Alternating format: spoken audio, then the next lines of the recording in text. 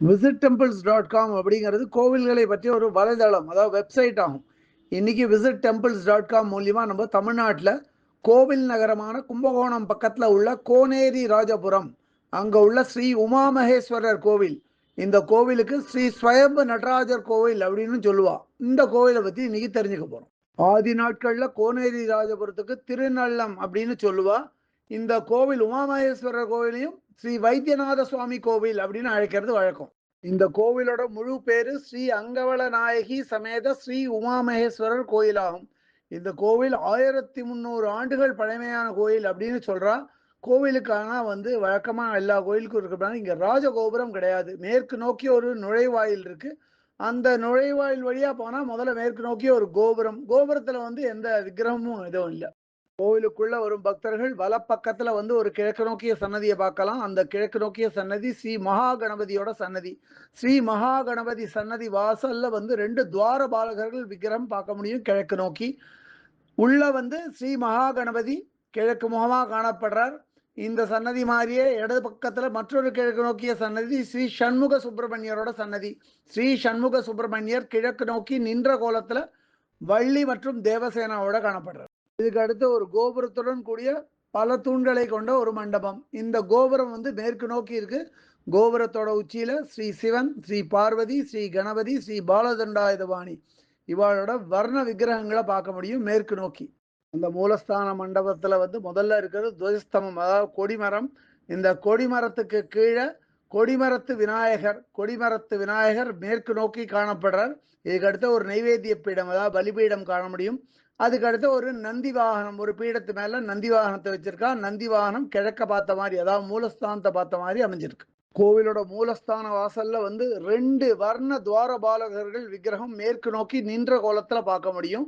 இதுல இடது பக்கத்துல இருக்கிற துவார பாலகர் விக்கிரகம் பக்கத்திலேயே பல விக்கிரகங்கள் மேற்கு நோக்கி இருக்கு. அந்த பல விக்கிரகங்கள் யார் யாருதுன்னா ஸ்ரீ சனீஸ்வர பகவான், ஸ்ரீ பைரவர், ஸ்ரீ துர்கையம்மன் மற்றும் ஸ்ரீ சூரிய பகவானோட விக்கிரகங்கள் ஆகும்.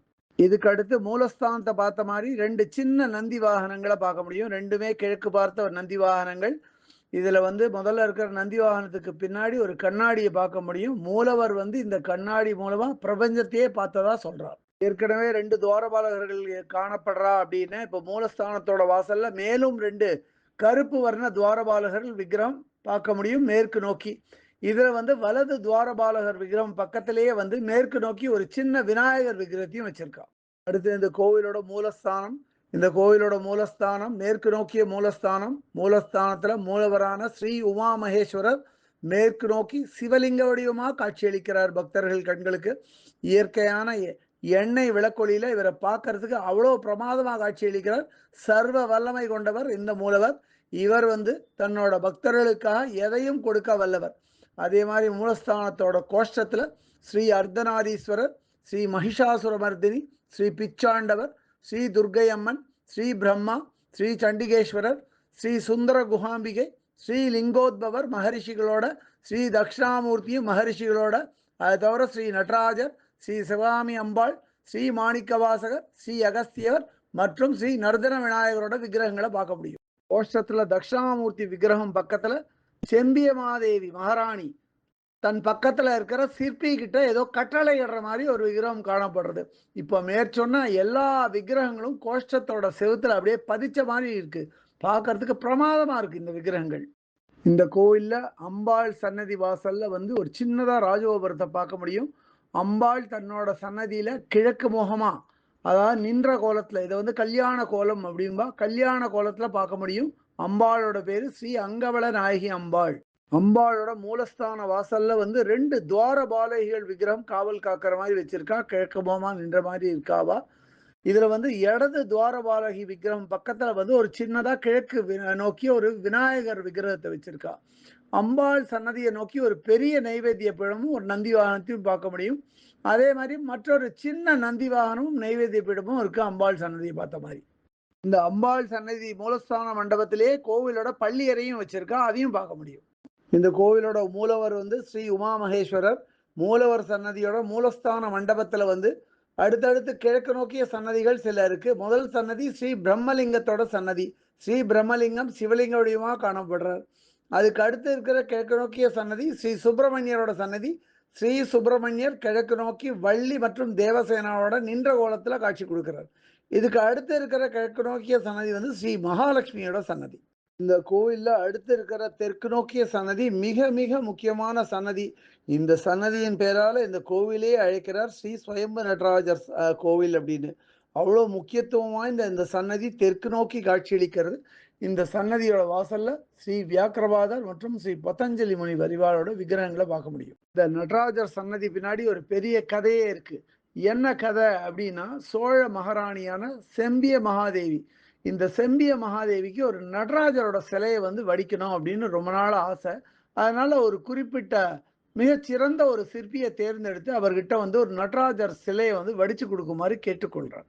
இந்த சிற்பியும் பல முயற்சிகள் எடுத்தும் அவரால் வந்து இந்த நடராஜர் சிலையை வந்து வடிக்கவே முடியல. ஒவ்வொரு நாளா அவர் வந்து சொல்லிட்டு இருக்கார், அப்போ கொடுக்குறேன் இப்போ கொடுக்குறேன்னு. ஆனா வந்து அந்த சிலையை அவரால் வடிக்கவே முடியல. இதனால வந்து சினம் கொண்ட செம்பிய மகாதேவி ஒரு நாளை குறிப்பிட்டு, இந்த நாளைக்குள்ள நீ இந்த சிலையை வடிச்சு கொடுக்கல அப்படின்னா நீ பொதுமக்கள் மத்தியில உன்னை நான் சிரச்சேதம் பண்ணிடுவேன் அப்படிங்கிறார். இதனால வந்து அந்த சிற்பி அப்படியே நடுங்கி போயிட்டார். தன்னோட உயிருக்கே உத்தரவாதம் இல்ல, விரைவில் வந்து தான் வந்து செத்துருவோம் அப்படின்னு உறுதியா நம்பிய சிற்பி வந்து மீண்டும் மீண்டும் பல முயற்சிகள் எடுக்கிறார் இந்த உலோக வடிவில் வந்து நடராஜர் சிலையை வடிக்கிறதுக்கு. ஆனா எல்லாம் தோல்வியில் தான் முடிவடைஞ்சது. இதனால சிற்பி ரொம்ப மனசு உடைஞ்சு இந்த கோவிலோட ஒரு மூலையில உட்காந்துன்னு அழ ஆரம்பிக்கிறார். அந்த நேரத்துல சிவனும் பார்வதியும் யாசகர்களா உருமாறி அந்த சிற்பி கிட்ட வந்து யாசகம் கேட்கிறான்.